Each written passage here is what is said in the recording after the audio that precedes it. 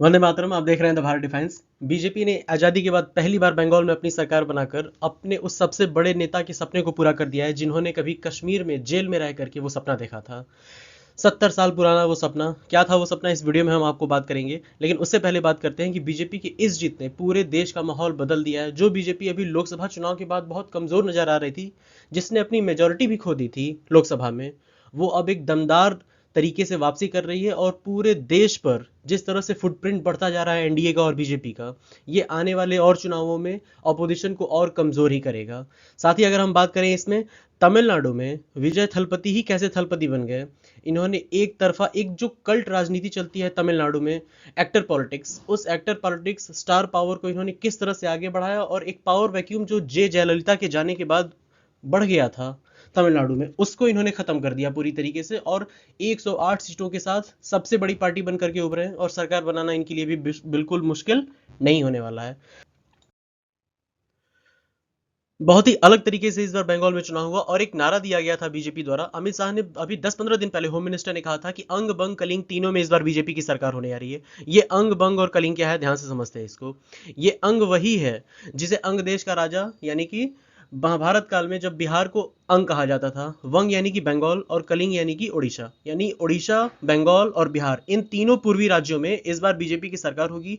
ये business standard का एक आर्टिकल है, इसमें ये चीज कही गई थी। और रिजल्ट जो है वो बिल्कुल उसी तरीके से है। बीजेपी ने 200 से ज्यादा मार्क्स इसमें हासिल किए, टैली जो हासिल कर ली इसमें, और ममता बनर्जी की पार्टी 80 से भी कम सीटों पर सिमट गई। यानी कि जो पिछली बार का इलेक्शन का रिजल्ट था, सेम वही हो गया, लेकिन रिवर्स सिचुएशन में। नेक्स्ट हम बात करेंगे कि अब बांग्लादेशियों पे क्या असर पड़ने वाला, जो इलीगल इमिग्रेंट्स यहाँ पे रहते हैं। बहुत पैनिक का माहौल है। बांग्लादेशी मीडिया में लगातार ये हलचल फैल रही है कि इंडियन रिपब्लिक अब धीरे धीरे कमजोर होता जा रहा है। उन्होंने इलेक्शन कमीशन पे सवाल उठाए हैं। साथ ही जो एसआईआर हुआ है, जो भारत में एसआईआर हुआ है वेस्ट बंगाल में, बाकी किसी और राज्य में इतनी हलचल नहीं बनी जितनी एसआईआर को लेकर के बंगाल में बन गई। तो ये सिचुएशन काफी टेंस होने वाली है। धीरे धीरे ये चीज एक मुद्दा बना, लेकिन इस बार इतना अधिक वोटर टर्नआउट हुआ, 93%। ये रिकॉर्ड वोटर टर्नआउट ने दिखा दिया कि लोकतंत्र में अभी भी सबका विश्वास बना हुआ है बंगाल में।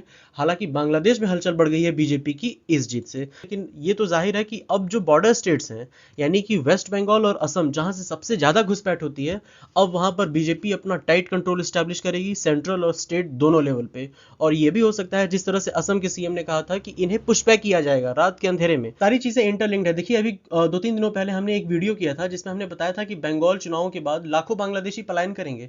अभी एक बहुत बयान वायरल हुआ था जिसमें हमने ये वीडियो किया था 2 दिनों पहले, जिसमें हेमंत बिस्व शर्मा ने कहा था कि हम पुशबैक कर रहे हैं, यानी रात के अंधेरे में इनको भगा रहे हैं। जिस तरीके से ये आते हैं उसी तरीके से हम इनको भगाते हैं।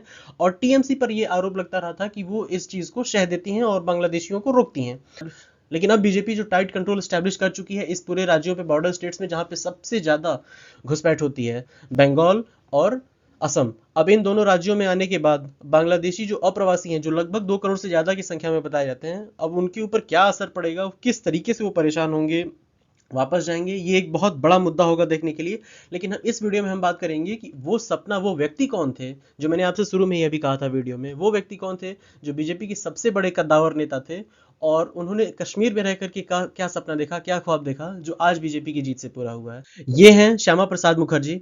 ये स्वतंत्र भारत में पहले कैबिनेट मंत्री थे, कलकत्ता यूनिवर्सिटी के वाइस चांसलर भी रह चुके हैं, और बीजेपी जो पार्टी है उस बीजेपी पार्टी के सबसे बड़े नेता ये रह चुके हैं। जनसंघ से निकली है बीजेपी, और ये जनसंघ के संस्थापक हैं। सबसे खास बात इनकी ये रही कि इन्होंने बंगाल को बचाने में बड़ा योगदान दिया अपना। जो बंगाल मुस्लिम लीग ये चाह रही थी कि पूरी तरीके से एक खड़े एक मुश्त वो पाकिस्तान में शामिल हो जाए, उसकी इन्होंने बहुत खिलाफत की। माउंटबेटन को कई सारे पत्र लिखे, देर सवेर जो अविभाजित बंगाल का पाकिस्तान था उसको पाकिस्तान हड़पना चाहता था। लेकिन इन्होंने माउंटबेटन के साथ कई सारी बैठकें की, और उसमें बार बार ये प्रस्ताव दिया कि इसको पार्टीशन किया जाए, हिंदू मेजोरिटी अलग और मुस्लिम मेजोरिटी अलग किया जाए। हालांकि मुस्लिम लीग की ये रणनीति थी कि इसे किसी भी तरीके से पूरा का पूरा बंगाल ही पाकिस्तान में शामिल करा लिया जाए। और एक और भी साजिश इन लोगों ने रची कि इसे इंडिपेंडेंट रखा जाए, ना ये पाकिस्तान का हिस्सा बने ना ये भारत का हिस्सा बने, एक ये अलग देश बन जाए, और इस तरीके से हम पूरा हड़प लेंगे इसको। असम के लिए भी यही रणनीति बनी रही।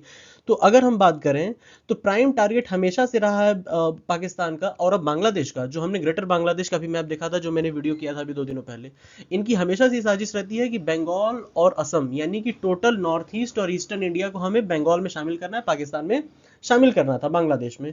ये चीज को इन्होंने बहुत रोक लगाई और सक्सेसफुली इन्होंने डिफेंड किया बंगाल को यहाँ पे। नेक्स्ट देखिए इनका क्या क्या स्ट्रगल रहा कश्मीर के लिए। ये बहुत बड़े इशू उन्होंने उठाए, देश की एकता के लिए हमेशा आगे खड़े रहे। अनुच्छेद 370 का इन्होंने बहुत कड़ा विरोध किया पूरे देश में। विशेष दर्जा जो मिला हुआ था आर्टिकल 370 के नाते, उसके ये सबसे बड़े खिलाफत में खड़े थे। एक देश में दो निशान, दो विधान या दो प्रधान। देखो ना, एक 2019 से पहले कश्मीर में कुछ चीजें लागू थी जहां पे दो निशान थे। यहां तक कि मुख्यमंत्री को वजीर आजम बुलाया जाता था। कई बार आपने अगर ध्यान से सुना होगा तो पाकिस्तान की न्यूज चैनलों को अगर आप ध्यान से सुने तो वहां पे बार बार प्रधानमंत्री को वजीर आजम ही बोला जाता है, क्योंकि प्रधानमंत्री इज इक्वल टू वजीर आजम। तो और जम्मू कश्मीर के मुख्यमंत्री को भी वजीर आजम ही बोला जाता था।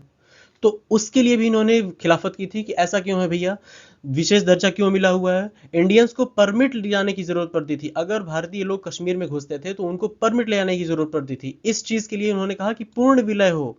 इनका ये सबसे बड़ा डिमांड था कि हमारा पूर्ण विलय किया जाए कश्मीर का भारत में। और इसी चीज के लिए गिरफ्तारी दी और सत्याग्रह हुआ, गिरफ्तारी दी इन्होंने और इनको नजरबंद कर लिया गया 23 जून 1953 को श्रीनगर की जेल में। और इसी नजरबंदी के दौरान इनकी रहस्यमयी परिस्थितियों में मृत्यु हो गई।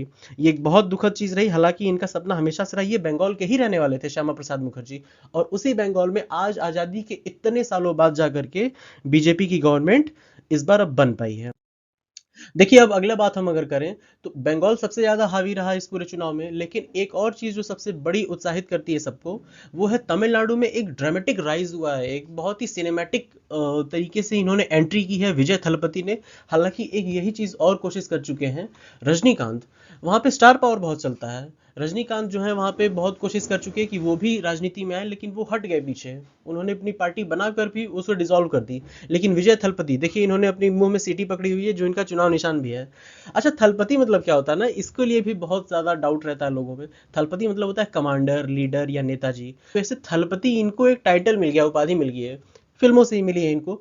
और तमिलनाडु में तो सभी जानते हैं स्टार पावर हमेशा से तमिलनाडु में चलता है। जब भी वहां कोई पावर वैक्यूम होता है उसे कोई एक बड़े नेता ही कैप्चर कर पाते हैं। जो एक एक्टर्स होते हैं, वहाँ एक्टर की राजनीति बहुत ज्यादा चलती है। कई बार उनको भगवान का भी दर्जा दे दिया जाता है। जैसे पहले एमजीआर हुआ करते थे एआईडीएमके की, फिर उसके बाद जयललिता जी थी, वो भी एक एक्ट्रेस थी। एमजीआर भी एक्टर डायरेक्टर रह चुके हैं। और अब ये अपना फिल्मी करियर छोड़ करके पूरी तरीके से 2 साल पहले बस ये पार्टी बनी और ये पार्टी आज सत्ता को हासिल करने जा रही है। मुश्किल से 10 सीटें दूर हैं, जो कि ये बहुत ही आसानी से कर ले जाएंगे। और ऐसी इंटरेस्टिंग वीडियोस, इंफॉर्मेटिव वीडियोस हम लाते रहेंगे। आप इसको सब्सक्राइब करिए, सपोर्ट करिए। Thank you so much. Thanks for watching the Bharat defines.